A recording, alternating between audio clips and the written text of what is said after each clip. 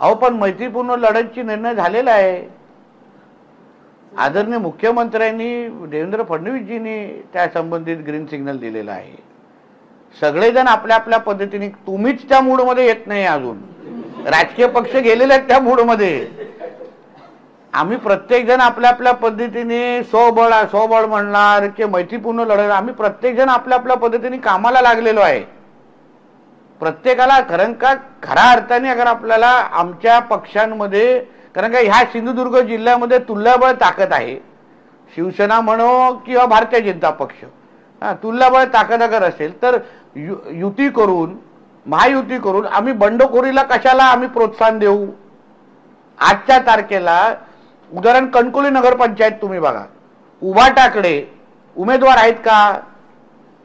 जिल्हा परिषदमध्ये उभाटाकडे 50 ते 50 उमेदवार उभं करण्याची क्षमता महाविकास आघाडीची आहे का? ते कितीही तुमच्या समोर आणत असतील. मग ह्याच्यापेक्षा मैत्रीपूर्वक लढत लढवायची आणि मग नंतर महायुती म्हणून आपण एकत्र यायचंच आहे. त्याच्यामध्ये काही दोन विचार नाही. आणि प्रत्येक जण कामाला लागलेला. आता तुम्ही काल सावंतवाडीमध्ये बघितलं, बाकी अन्य तालुका, प्रत्येक जण आपल्या आपल्या पद्धतीने कामाला लागलेला आहे. तुम्ही फक्त मूडमध्ये या. आता तुमच्या मनामध्ये जे आहे ते आता तुम्ही सगळं मूडमध्ये या.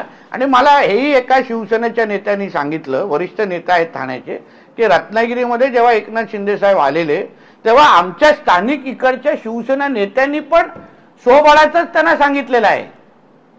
मग अगर शिवसेनेला स्वबळावर लढायचं आहे, भारतीय जनता पक्ष स्वबळ आणि मैत्रीपूर्णची लढाई ती तयारी आहे, मग मला असं वाटतं वेळ न घालवता प्रत्येक आपल्या आपल्या माणूस कामाला लागला. आज पण आमचा वेंगुर्ला आणि सावंतवाडी दौरा आहे.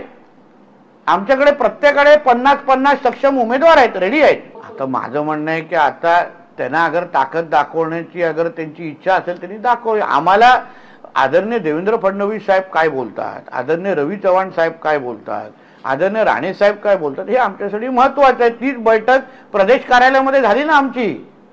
आता भांड्याला भांडं लावणं आमचं काम नाही. शेवटी जनतेला विकास हवा आहे. जनतेला कोण किती भांडते ह्याच्यामध्ये लक्ष देणं नाही.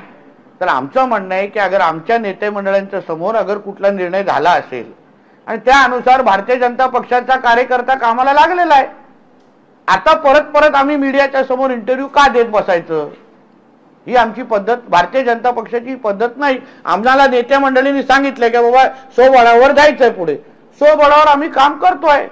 किंवा मैत्रीपूर्ण लढत जायचंय तर मैत्रीपूर्ण लढतवर करतोय. सरळ सोपा घ्या विषय तो.